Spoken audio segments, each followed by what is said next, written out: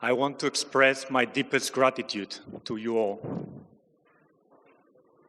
On behalf of all the candidates, let me start by thanking all IFAD staff for their work throughout this process. It has been a very professional and transparent process. I would also like to congratulate the other three candidates for a well-run campaign in a very short time and for having done it with integrity and also in a very collegiate manner. Let me also thank each of you who has supported me in this process and in assuming this leadership role at this critical time. Special thanks to the Spanish Embassy and to the Spanish government for having supported me throughout the process. I was born at the same time as the Spanish democracy, and I was lucky to have enjoyed opportunities that my parents did not. They lived through the consequences of a civil war, and they were brought up in rural areas in Spain, both in agriculture families. I remember vividly the stories that my mother told me about food, how she only ate every day of the week chickpeas and vegetables, very similar to what you get in North Africa, tagine. They only ate meat on Sundays. Indeed, sometimes only adult males got to eat meat. My life has been quite different. I have had the opportunity to study abroad, to be supported by public and by private institutions. We all know that hard work is not enough. We need to make sure that we provide the opportunities like the ones I had to all of those who actually are born in environments where we need to nurture their effort. This is why development is so important and why working in development is so precious to me. It allows us, all of us, to create the opportunities for those who do not have them. We are living in uncertain and very challenging times. We, the international community, are facing a number of very high challenges. Rising inequality in a rising inflation environment, the need to find a joint response to climate change, the need to protect our environment and our natural resources, and as well as creating equality among women and men so that they can also have the economic opportunities and the productive resources that they need. We, the international community, need to rise to these challenges. The State of Food Insecurity report yesterday showed that we are going actually backwards. In 2 years, 150 million have fallen back into poverty and hunger. This is not acceptable. We know that ODA and ODA for agriculture will not be enough. Due to the war in Ukraine, small-scale producers cannot absorb the shocks of increased prices, increased fuel, and lack of fertilizers. This is just one small additional shock to the shock that they have had to endure after COVID and an unequal recovery, as well as the climate disasters that we are seeing. Shock after shock, rural poor people and rural poor women are the ones who are disproportionately affected. We have the institutions to tackle poverty. We have the know-how to actually reduce inequality. What we need is to mobilize resources and join forces, the entire international community. IFAD is a very important institution with a critical mission towards the Agenda 2030. Together, all of us, we will lead the institution to double impact in 2030. In order to achieve rural transformation, as IFAD president, I will scale up our investments in climate-smart agriculture and in climate-resilient practices, and deepen the impact on our 4 main topics and areas of expertise: climate, gender, youth, and nutrition. The SOFI report has presented a troublesome picture globally. IFAD needs to redouble its effort to ensure that everybody has regular access to nutritious, safe, and sufficient food. Food system and resilient global practices are fundamental to build resilience at the local level. This means increasing local production, increasing the consumption of locally adapted crops, making sure that we support small-scale producers in their adaptation to climate shocks. We also need to ensure that women, girls, and youth have equitable access to economic opportunities and to productive resources.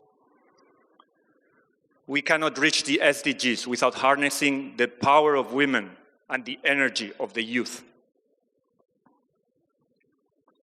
Half of our population are women. IFAD needs to mainstream further the gender transformative projects that we are currently programming. In order to make a real difference, I will prioritize putting women at the center of these programs and making sure that they have access to the resources and to the decision-making in their communities. Half of our world population is also less than 25 years old. The rapid youth population has increased further the fragility and also the migration, forced migration.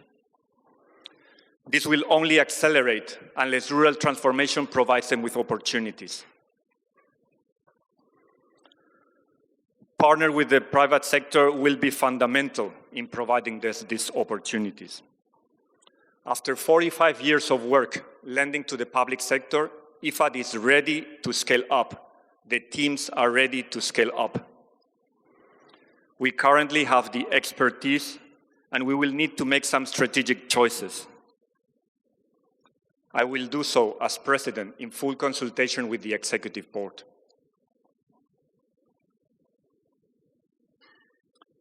My long-term vision for IFAD is to put it at the center of food systems, the global climate agenda, and the global rural agriculture agenda. My vision for IFAD is for the institution to become an assembler of development finance for SDG 1 and SDG 2. You have heard me say it before, but I will say it one more time. IFAD is a DFI, a development financial institution, and the D comes before the F, just like in the dictionary. Development comes before finance.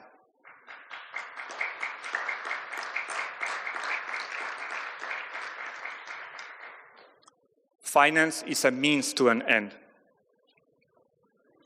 As IFAD president, I will ensure that IFAD connects to the global huge savings of impact investors and pension funds that want to support rural transformation and alleviating poverty and supporting poor rural farmers in adapting to climate change.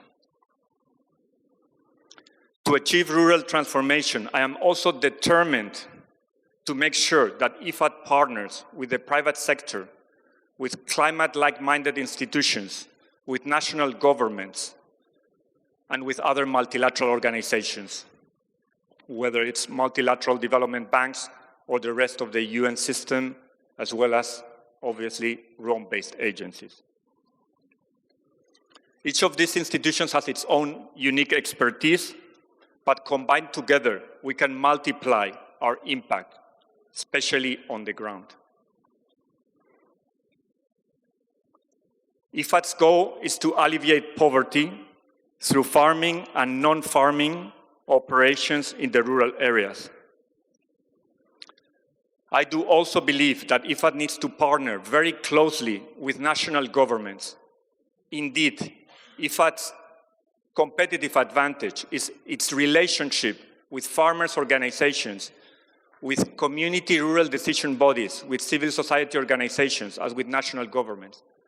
We have a track record of almost 45 years doing so, and this is our biggest asset. Before I finish, I would like to say some words to IFAD staff. I want to tell you that I have seen your passion and your commitment over these years. I feel thrilled to lead IFAD as your next president and to work with all of you. I want to build an organization based on trust. Trust is the key word. One of my key priorities will be to provide you with support and predictability in this moment of change. The planning and the sequencing in the implementation of the reforms will be fundamental in doing so. Let me finalize by saying that I'm more than convinced that the only way to overcome the current challenges is to do it together, all of us, to join forces. Any solution that covers only a subset of countries will not be sustainable. We need to make sure that we join forces globally. And this also applies to the executive board. As president, I will do everything in my power to build a consensus way forward. My last words are to President Humbo. It has been an honor to be part of your leadership team. I thank you personally and publicly for your generosity. IFAD is now in a sustainable and robust direction, even more than when you became president. The IFAD communities, the rural poor communities, and we all will remember your leadership.